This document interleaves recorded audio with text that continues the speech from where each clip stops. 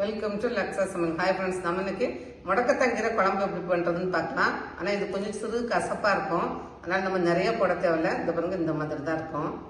இதில் பாதி எடுத்து நல்லா உப்பு தண்ணியில் போட்டு வாஷ் பண்ணி எடுத்துக்கலாம்.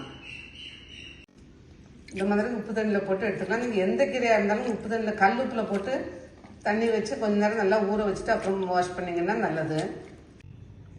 இப்போ நம்ம குழம்பு தாளிச்சிடலாம். நல்லெண்ணெய் ஊற்றிக்கலாம். எண்ணெய் கூட கொஞ்சம் ஊற்றிக்கோங்க, அப்போ தான் அந்த கசப்புக்கு எடுக்கும். இன்னும் நல்லா காஞ்சிச்சு. நம்ம கடுகு போட்டுக்கலாம். கடுகு நல்லா பொரியட்டும். கடுகு நல்லா பொரிஞ்சிச்சு. நம்ம கொஞ்சமாக ஒரு பிஞ்சு போட்ட போதும், அவ்வளோதான். வெந்தயம் போட வேண்டாம், ஏன்னா நமக்கு ஏற்கனவே கீரை கசப்பா, அதனால வெந்தயம் போட்டால் இன்னும் கசப்பாக இருக்கும். நான் ஒரு 10 சாம்பார் வெங்காயத்தை இந்த மாதிரி தட்டி வச்சுருக்கேன். இந்த மாதிரி தட்டி போடுங்க, அப்போ உங்களுக்கு அந்த கசப்புக்கு கொஞ்சம் பேலன்ஸ் பண்ணும். இந்த ஸ்டேஜில் நம்ம ஒரு 4-5 பல் பூண்டு வச்சுருக்கோம், அதையும் சேர்த்துடலாம். வெங்காயம் கொஞ்சம் வதங்கட்டும். வெங்காயம் இந்த அளவுக்கு கண்ணாடி பதம் வந்தால் போதும். அதில் ஒரு சின்ன தக்காளி கட் பண்ணி வச்சுருக்கேன், அதை சேர்த்துக்கலாம். அந்த தக்காளியோட கூட அந்த கீரையும் சேர்த்துக்கலாம். அதோட கூட கொஞ்சமாக உப்பு சேர்த்துக்கலாம், கல் உப்பு. உப்பு நல்லா வதக்கிக்கலாம். இந்த கீரை நல்லா இந்த வெங்காயத்தோடு சேர்ந்து தக்காளியோடு சேர்ந்து நல்லா வதங்கணும். கொஞ்சம் சிம் பண்ணி வச்சுட்டு நல்லா வதக்கிக்கோங்க. இது வந்து இந்த தக்காளி உப்பு எல்லாம் சேர்ந்து நல்லா அந்த கீரையோடு சேர்ந்து நல்லா அந்த கீரை தெரியாத அளவுக்கு நல்லா வதங்கிடுச்சு பாருங்க. இந்த அளவுக்கு வதங்கணும்.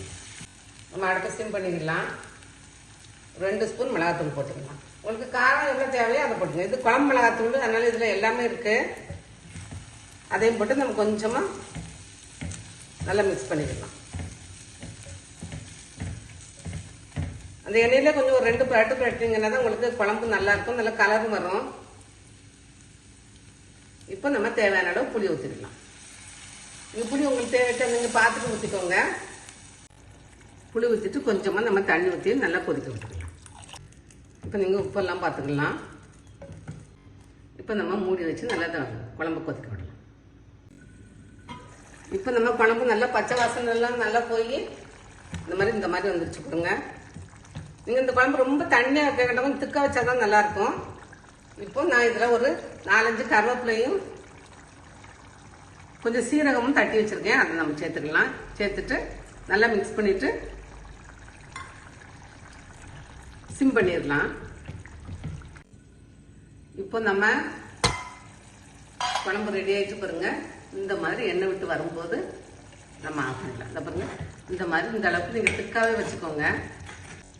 நீங்கள் இது உடம்புக்கு ரொம்ப நல்லது. நீங்கள் அட்லீஸ்ட் வாரத்துக்கு ஒரு நாளாவது பண்ணி சாப்பிடுங்க. உண்மையில ரொம்ப நல்லா இருக்கும். நீங்கள் இதை டேஸ்ட் பண்ணி பாருங்க. இல்லை உங்களுக்கு இது ரொம்ப இது கசக்கவே செய்யாது. இன்கேஸ் உங்களுக்கு கசக்கிற மாதிரி தெரிஞ்சதுன்னா லேசாக வெல்லம் போட்டுக்கிடுங்க. அது உங்களோட இஷ்டம் தான். உண்மையில இது கசக்காது. இந்த மாதிரி செஞ்சு பாருங்க, நல்லா இருக்கும். தேங்க்ஸ் ஃபார் வாட்சிங்.